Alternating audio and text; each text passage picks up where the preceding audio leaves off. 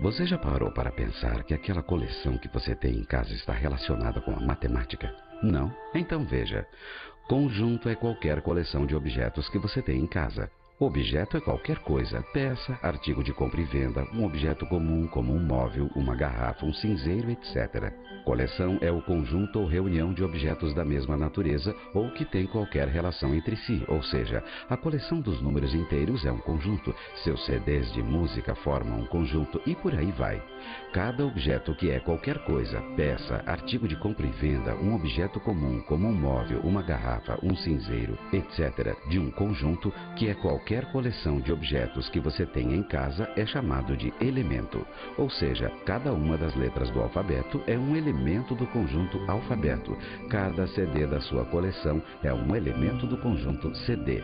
Objeto, coleção, elemento. Tudo isso forma um conjunto da matemática. Olá, turminha. Meu nome é Feres. Vamos trabalhar juntos a parte inicial da matemática que chamamos álgebra. A aula de hoje vamos abordar lógica, conjuntos e intervalos. Vamos ver a importância da matemática em todas as outras ciências. Como já ouviram muitas vezes, a matemática é a rainha das ciências. E a lógica está intimamente ligada à matemática. Muitos confundem a lógica com a matemática, de tão ligadas que estão. E a lógica, ela deu o embasamento para o avanço da tecnologia. Se não fosse a lógica, por exemplo, vocês não poderiam estar me vendo aí através da televisão ou através do monitor. Vocês estão me vendo graças à lógica. E claro, graças a Deus. Gente, a lógica ela é muito extensa, porém na nossa aula vamos resumi-la dando importância a alguns tópicos relevantes para os vestibulares. Vamos começar então na lógica usando a ideia da proposição. O que é uma proposição? Proposição é uma sentença que pode ser julgada como sendo verdadeira ou falsa. Vamos pegar como exemplo a seguinte sentença ou a seguinte proposição. O Sol é uma estrela. Como nós já sabemos, o Sol realmente é uma estrela, bem próxima da Terra. Ela está a 150 quilômetros, 150 milhões de quilômetros da Terra. A próxima estrela está a muito mais distância. Por isso nós não conseguimos observar os raios da outra estrela com a mesma intensidade que observamos o Sol. Então essa sentença, o Sol é uma estrela, é uma sentença verdadeira. Uma outra sentença, 5 mais 3 igual a 7. 5 mais 3 dá quanto, turminha? Pode contar nos dedinhos? 8 e está escrito 7. Então essa proposição é verdadeira ou é falsa? Essa sentença, gente, é falsa, porque 5 mais 3 é 8 e ele colocou como resposta 7. Desta forma, vamos utilizar então os dois princípios básicos para podermos discernir dentro das proposições. Os dois princípios são muito básicos, gente. Primeiro o seguinte, uma proposição não pode ser verdadeira e falsa simultaneamente, ou seja, nenhuma proposição pode ser verdadeira e falsa ao mesmo tempo. O outro princípio é que toda proposição ou é julgada como sendo verdadeira ou é julgada como sendo falsa. Vamos agora avançar a ideia pensando nos conectivos que existem entre as sentenças e entre as proposições, onde vai ser criada nova sentença. Os 4 conectivos mais importantes são, da forma enumerada, e, que a gente pode substituir pelo Vzinho, ao contrário, invertido, e chamamos de conjunção, ou seja, vou reunir as informações ao mesmo tempo, no mesmo instante. Ou representamos pelo Vzinho da forma que escrevemos e também é chamada de disjunção. Ou seja, você tem a opção de escolha entre as duas. E você pode escolher também as duas ao mesmo tempo. Ou seja, as sentenças separadas pela disjunção ou. Temos a terceira, que é a condicional. Se P, então Q. Essa flechinha, C, 3 pontinhos, aí vai uma condição que eu assumo como sendo verdadeira quando eu vou estar colocando numa sentença. Então, o que vem depois pode ser verdadeiro ou pode ser falso em cima da lógica trabalhada na condição inicial. E a quarta é a bicondicional, ou seja, a significância significa se e somente se, a flechinha da ida e da volta. Se eu tenho então duas sentenças ou duas preposições, P significa que, P vai ser condição necessária para podermos chegar em que, e que vai ser a condição suficiente para podermos partir de P. Vamos então abordar cada um desses quatro conectivos, começando pelo conectivo E, ou V ao contrário, escrito ao contrário, que é a disjunção.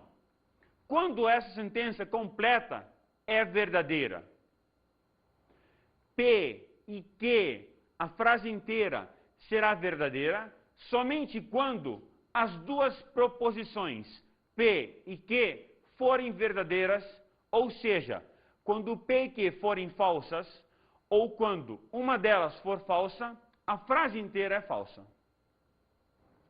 Vamos pegar 3 exemplos para entendermos melhor. No primeiro exemplo, 5 maior que 3 e 6 igual a 5 mais 1. Vamos analisar o lado esquerdo desta conjunção. 5 é maior que 3? É verdadeira. A segunda parte, 6 é igual a 5 mais 1? Também é verdadeira. Logo, a sentença inteira é verdadeira. Vamos analisar agora a segunda sentença. 2 maior que 6 e 4 menor que 1. Gente, 2 não é maior que 6, é falsa. Então isso já é suficiente para concluirmos que toda essa frase é falsa. Um terceiro exemplo que vamos analisar é o seguinte. Você fala português e grego.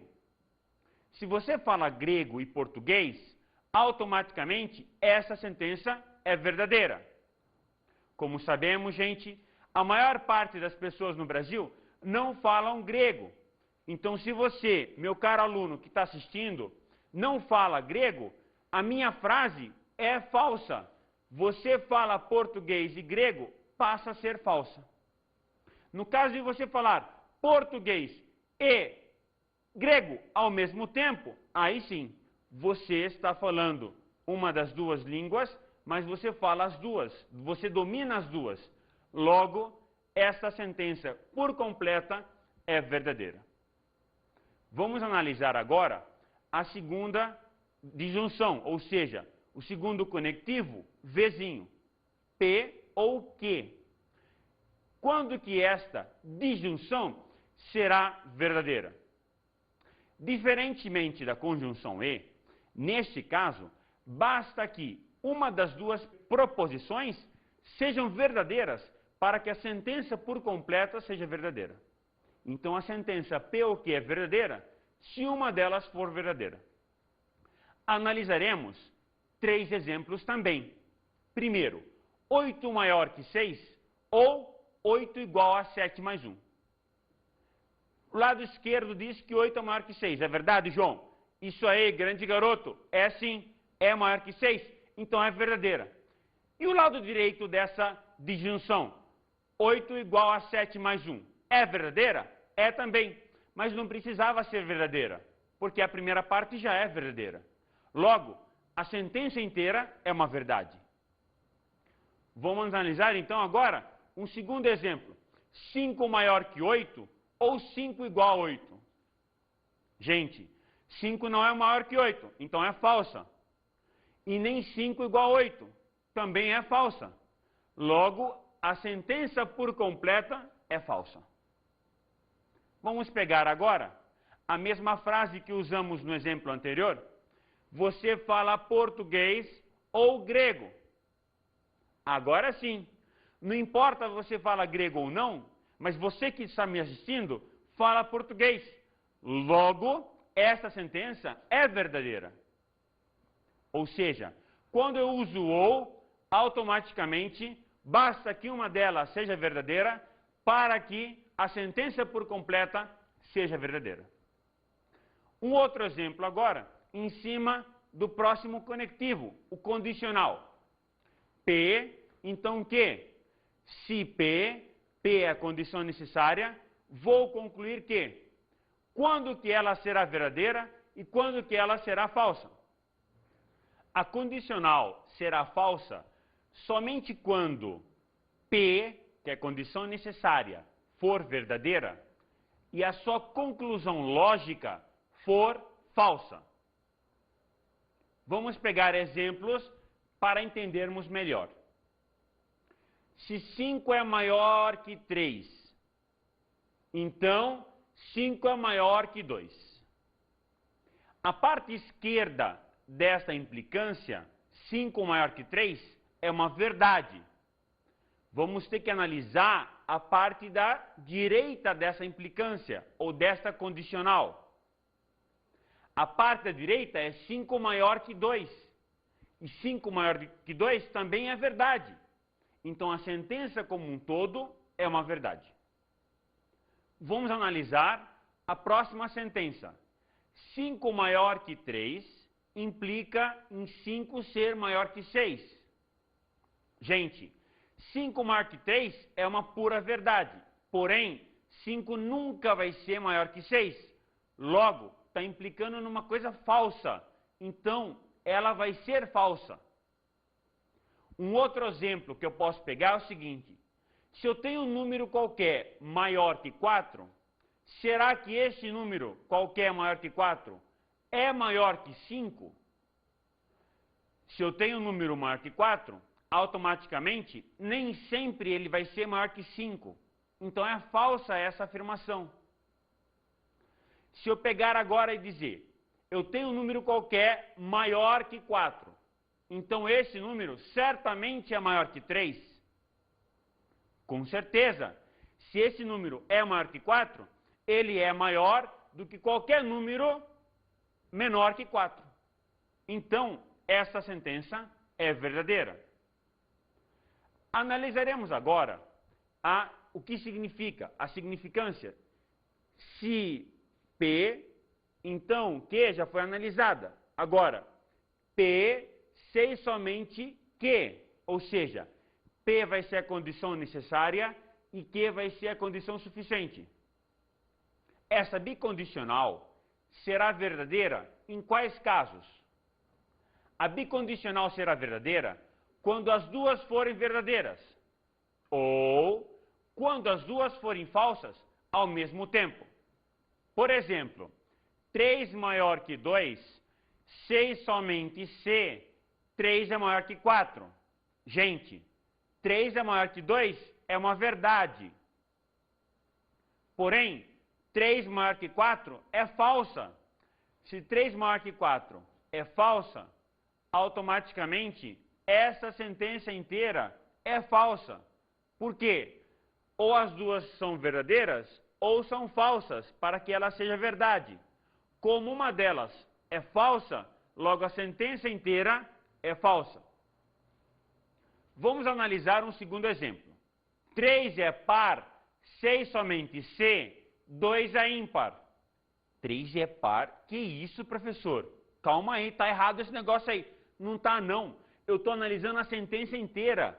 Então posso falar qualquer coisa na sentença. Eu vou analisar se é verdadeira ou se é falsa. O que você acha, Maria? 3 é par ou ímpar? Ai, professor, 3 é ímpar. Concordo com você. Só que eu escrevi que 3 é par. Então estou falando uma verdade ou estou falando uma falsidade? Falsidade, professor. Isso aí, Maria. Perfeito. João, vem comigo. 2 é par ou ímpar? Ô, professor, 2 é par. Legal. O que eu escrevi? 2 é ímpar. Então é falso. Opa. E a sentença inteira, como é que posso avaliar como sendo verdadeira? Se eu partir do pressuposto que 3 é um número par, automaticamente eu mudei totalmente o conceito lógico dessa matemática. Eu criei uma nova matemática onde o número ímpar virou par. Logo, nessa nova matemática, o que era falso vai passar a ser verdadeiro. Então, 3 é par, vai dar para a gente quem? 2 é ímpar, o que estabelece uma sentença por completo como sendo verdade. O que eu falei para vocês no início?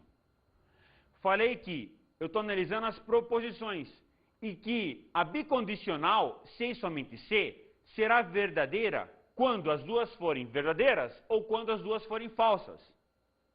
Neste caso, as duas são falsas, então implica numa verdade, porque eu mudei a lógica, inverti a ideia da lógica matemática. Não. 3 não é par e 2 não é ímpar. Tudo bem, só que a sentença como inteira é uma verdade. Cara, que complicado. Tá querendo dar um nó na minha cabeça? Cuidado, gente. Menos 3 é um número maior que menos 4. Se eu pego agora esse número e elevo ao quadrado, fica menos 3 ao quadrado e menos 4 ao quadrado, que dá 9 e 16. Cuidado. Do lado esquerdo, tá certo, menos 3 é maior que menos 4.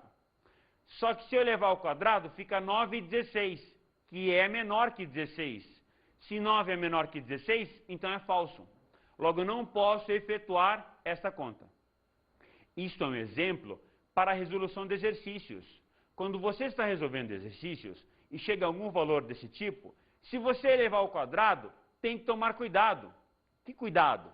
Você vai ter que pegar os valores que você achou e substituir lá em cima na equação para poder saber se ela vai valer ou não vai valer como sendo verdade. Entenderam a ideia da bicondicional?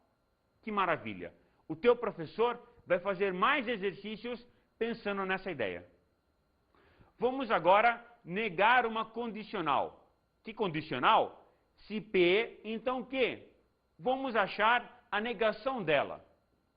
Na lógica matemática, a negação de uma condicional também é uma verdade, desde que a condição inicial seja verdade.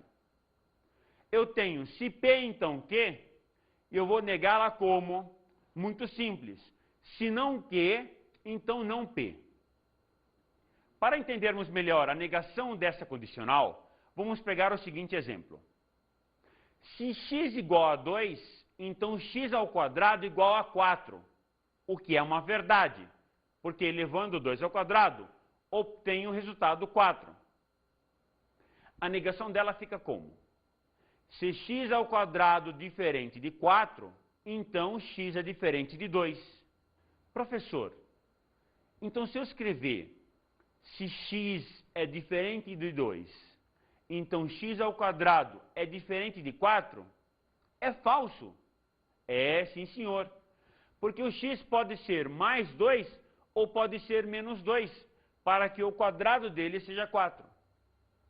Então a negação de x igual a 2, então x ao quadrado igual a 4, fica se x quadrado diferente de 4, então x é diferente de 2. Vamos pegar um exemplo de paradoxo. Paradoxo é quando eu não sei definir se ela é uma verdade ou se ela é uma falsidade. Uma sentença só pode ser verdadeira ou falsa, não pode ser as duas ao mesmo tempo. Neste caso, vou pegar um exemplo para analisarmos a lógica matemática. E podemos criar muitos exemplos em cima dessa ideia. Esse paradoxo é bem interessante. Vamos analisar então o que nós estamos vendo. Dá uma olhada. Primeiro item. 0 igual a 1 ou 0 é diferente de 1. Será que este item é verdadeiro ou é falso? Eu estou usando uma disjunção ou, e estou dizendo 0 é igual a 1 ou 0 é diferente de 1. 0 não é igual a 1, então é falso. Só que 0 é diferente de 1, então é uma verdade. E lá na nossa disjunção, gente, o que nós falamos? Basta que uma delas seja verdade para que a sentença inteira seja verdade. Então esse item é verdadeiro. O segundo item, 2 é menor que 1. Opa, 2 é maior que 1. Então é rápido que esse item já é falso. Agora vamos analisar o terceiro item. Temos aqui 2 itens falsos. Olha, a letra A é uma verdade. A letra B é falso. A letra C está falando que dentre esses 3 tem 2 falsos. Só que até agora já concluí que esse é falso. A letra B é falso. Então, essa sentença, ela é falsa. Mas que paradoxo que vai existir? Ora, se eu disse que essa sentença é falsa, então ela está mentindo para a gente. Ela está dizendo que temos 2 itens falsos, só tem um. Mas agora ela passou a ser verdadeira. Mas não pode ser verdadeira, porque se ela fosse verdadeira, só existiria esse item falso. Então ela é um paradoxo. Eu não sei definir se ela é uma verdade ou se ela é uma mentira. Este exemplo é bem prático para a gente. Nos computadores existe o que nós chamamos de vírus. Os vírus mais comuns são aqueles que fazem o computador rodar, rodar, rodar sem parar.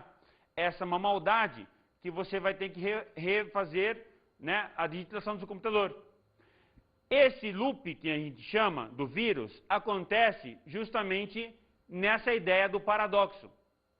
O computador, ele vai dar a resposta na verdade ou na falsidade. Quando cai num paradoxo, ele não sabe definir se é uma verdade ou se é uma mentira. Então ele começa a rotacionar sem parar, justamente numa ideia tipo essa. Um exemplo bem simples é o seguinte: você pode brincar com seus amigos e fazer essa brincadeira, né, quando precisar. Olha só, inventa uma frase com 3 palavras que vai ser paradoxo. Eu estou mentindo. Quando eu digo eu estou mentindo, eu estou caindo num paradoxo. Por quê? Se eu estiver falando a verdade e eu estou dizendo que eu estou mentindo, estou entrando em confusão comigo mesmo. Como posso falar a verdade dizendo que eu estou mentindo? E se eu estiver mentindo e eu estou falando que eu estou mentindo, eu estou falando a verdade. Então, como posso mentir numa verdade? Gente, paradoxo é muito importante para a gente. O mais importante na lógica é que você aplique todos esses conceitos no seu dia a dia, não só na matemática, na física, na química, na biologia, na história, na geografia e assim por diante. Use o cérebro para tirar proveito desta maravilhosa parte da aula. Vamos agora para conjuntos. Os conceitos primitivos de conjuntos. Eu posso ter uma coleção de revistas. Essa coleção de revistas é conhecida como sendo conjuntos. Uma dessas revistas é conhecida como sendo um elemento desse conjunto como um todo. Agora vamos ouvir um texto. Georg Ferdinando Ludwig Philipp Cantor foi um matemático alemão conhecido por ter criado a moderna teoria dos conjuntos. É a partir desta teoria que chegou ao conceito de número transfinito, incluindo as classes numéricas dos cardinais e ordinais, estabelecendo a diferença entre estes 2 conceitos que colocam novos problemas quando se referem a conjuntos infinitos. Cantor fez a distinção entre grupos numeráveis e grupos contínuos. Provou que o conjunto dos números racionais Q é numerável, enquanto que o conjunto dos números reais, IR, é contínuo, logo maior que o anterior. Em 1897, Cantor descobriu vários paradoxos suscitados pela teoria dos conjuntos. Foi ele que utilizou pela primeira vez o símbolo IR para representar o conjunto dos números reais.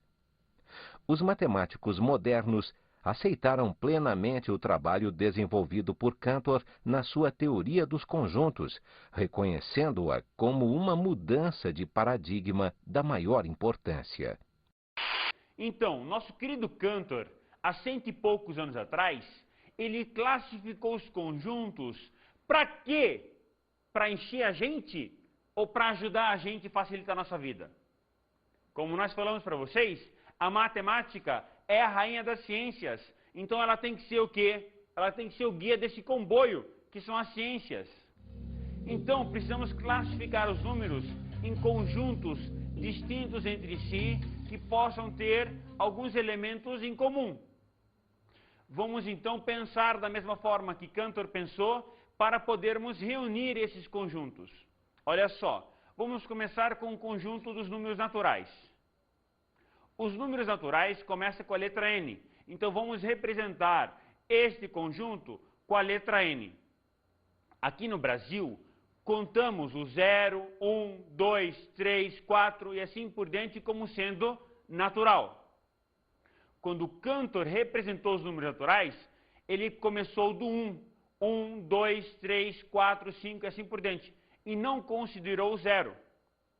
Então, se você vai estudar inglês ou francês ou qualquer outra língua e pegar algum livro de matemática que fala sobre o conjunto dos números naturais, você provavelmente não encontrará o 0 como sendo um número natural.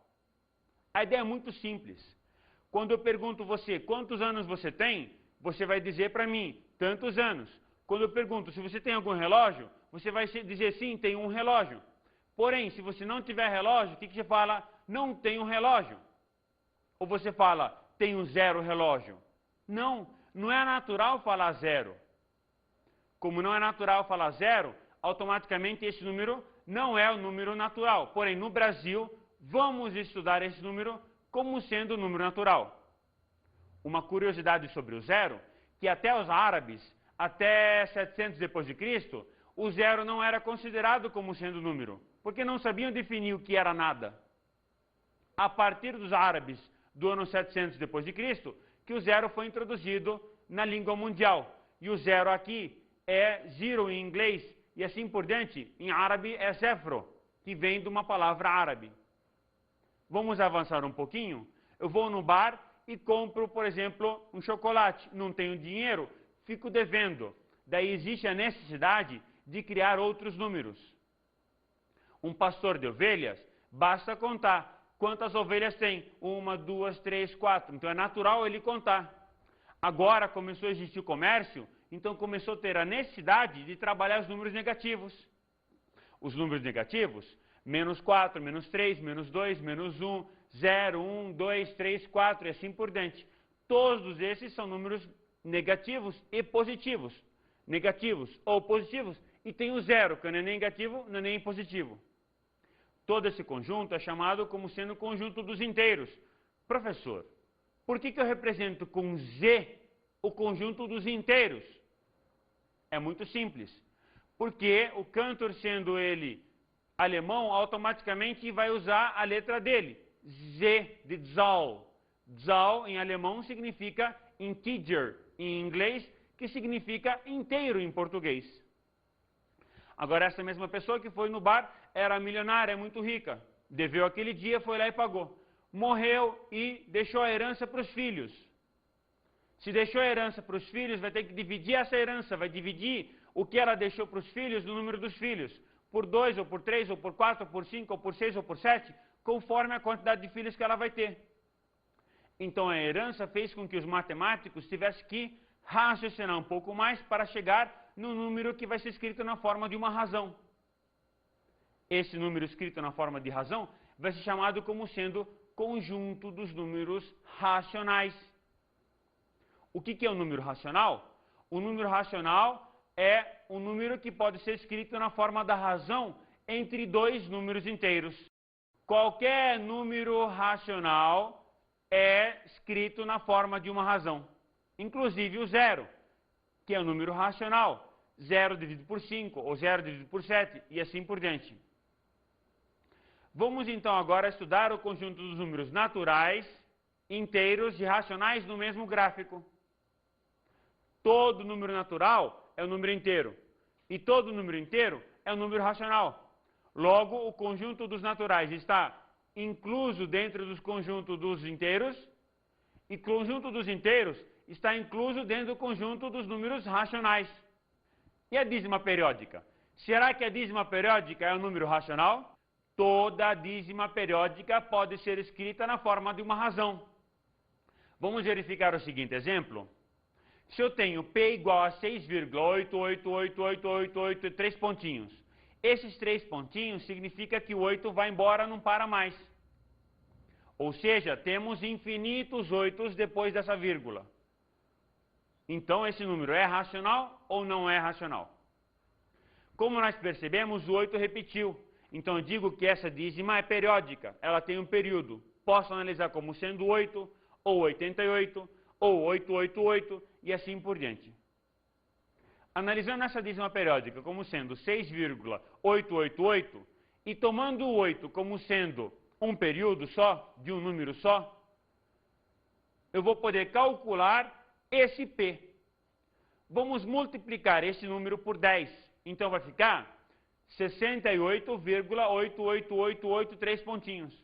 E vamos subtrair do P igual a 6,8888. Quando subtrai os dois, vai ficar como? Vai ficar 9P do lado esquerdo igual a 62 do lado direito.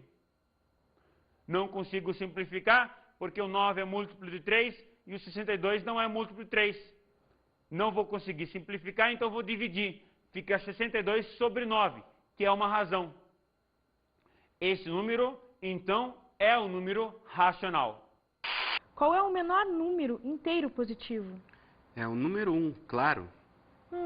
Qual é o menor número racional positivo? Esse eu não sei. Você não vai conseguir saber quem que é o menor número racional, justamente porque esse conjunto ele é limitado. Você não consegue saber quem que é o próximo. Vamos agora ampliar os nossos horizontes e trabalhar com os números irracionais. Todos os números irracionais são todos os números dízima periódica que não tem período, ou seja, dízima não periódica. Melhor dizendo, toda dízima não periódica é um número irracional. E a recíproca é verdadeira. Todo número irracional é uma dízima não periódica. Como exemplo, podemos pegar o π, que nós conhecemos como sendo 3,1415, etc. e tal. E podemos também pegar o raiz de 2, que é 1,41 e assim por diante. Vamos então agora compreender a união de todos esses conjuntos, os naturais, os inteiros, os racionais e os irracionais. O que Cantor fez foi juntar todos eles num conjunto só, chamado conjunto dos reais, conjunto dos números reais, que engloba tanto o racional quanto o irracional. Colocando todos eles no mesmo gráfico, antes já vimos que os naturais está contido nos inteiros, que está contido nos racionais, que é diferente dos irracionais. E a união de todos eles é o que nós chamamos de conjunto dos reais. Você sabia que x igual 0,999993 pontinhos é igual a 1? Vamos calcular então o valor de 0,9993 pontinhos? Há alguns anos atrás, o governo brasileiro colocou na prova para os professores, no que nós chamamos do provão do MEC, essa pergunta. E muitos professores, mais de 50% deles, não sabiam que 0,9993 pontinhos é igual a 1. O cálculo é bem simples. Multiplica por 10 e subtrai. Automaticamente fica 9x igual a 9. Simplificando os dois, a resposta vai ser 1. Vamos então agora ouvir as dicas para os seus estudos.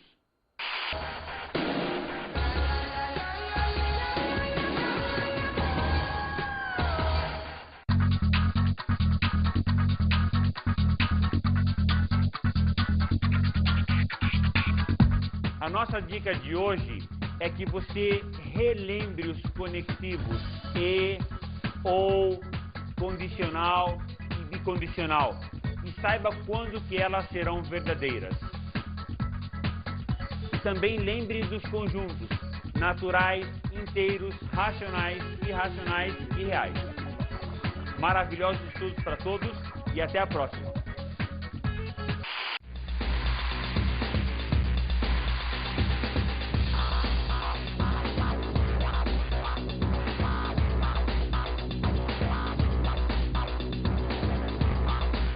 Na aula de hoje estudamos a lógica, os conjuntos e os intervalos. Observamos os conjuntos. Os conjuntos que nós vimos mais importantes são os conjuntos classificados pelos números naturais, inteiros, racionais, irracionais e reais. E falamos sobre a lógica. A lógica está inteiramente ligada na nossa vida do dia a dia. Vale a pena você revisar tudo que nós vimos.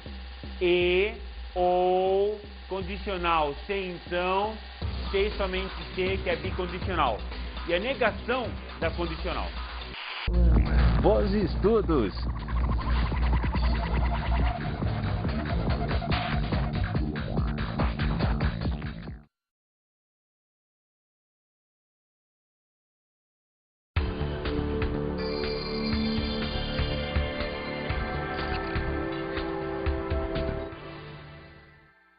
Olá, meus colegas. A cada aula nós vamos passar para vocês dica relevante para você trabalhar o conceito melhor com os alunos. É muito importante trabalhar a tabela, que nós chamamos de tabela lógica, de uma forma fácil. Pense sempre para que eles saibam dizer quando que é verdade. Se ele sabe dizer quando que é verdade, automaticamente o que é falso fica como sendo conclusão. Bom trabalho e até a próxima.